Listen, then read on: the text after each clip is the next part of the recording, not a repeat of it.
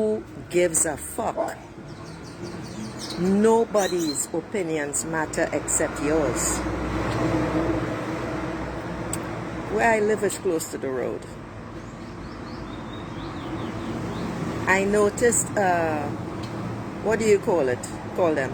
A deportee. From what I learned from my sister, he has always been in trouble since he was a child, stealing and all sorts of stuff. I mean, stealing big stuff. The woman who adopted him took him with her to the USA. He continued down that road as an adult, and consequently, he was deported back to Trinidad and Tobago. Okay? He continued with his nefarious deeds. Yeah, that's the backstory.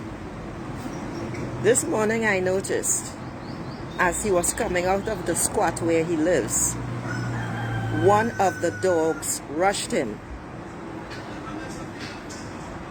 An idiot neighbor, she began commiserating with him.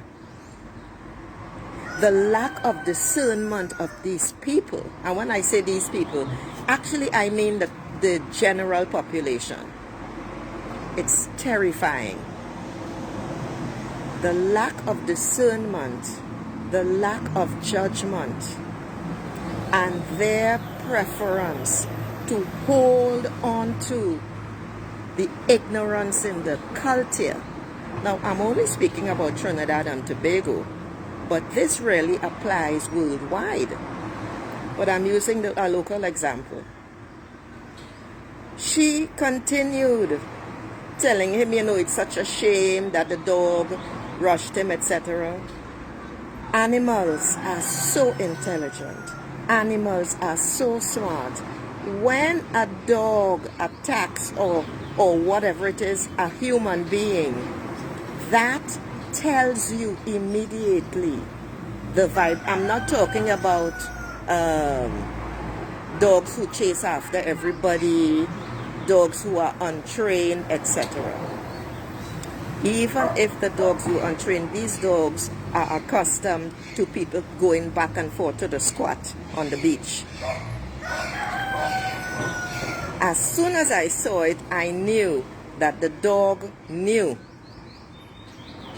what kind of human that was. And this is a dog that runs with another pack of stray dogs. So, the idiot woman, what does that tell you about her? And this has always been my problem. It was a woman. Women are the most intelligent of the species on this planet. But they allow, I shouldn't say they, because I used to be like that, other people's opinions to matter. They allow the ignorance of the culture that they grew up in to dictate their actions. It's not that she doesn't know that he's a deportee. That's irrelevant, actually.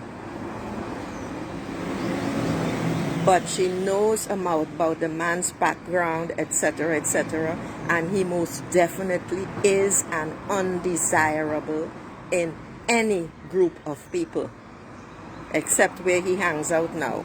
Nobody wants him. That's why he lives on a squat down by the, I keep saying beach. It's not really a beach, it's a sea. It's the sea, as we call it, because there is no beach. There's a man-made thing that Americans would call beach, you know, by lakes and so on, and that we would call beach in Switzerland. But that is an area appropriated by a greedy man who owns the hardware across the street. And the ignorance again, and the head of the arseness, as I call it, of the population in the village did nothing to stop him blocking access to what was a real beach when I grew up here. So what does that tell you? It is the lack of discernment that fucks people up constantly. And you know what's scary? They continue along the path because it is too frightening to step out, stand up, speak their truth, and be themselves.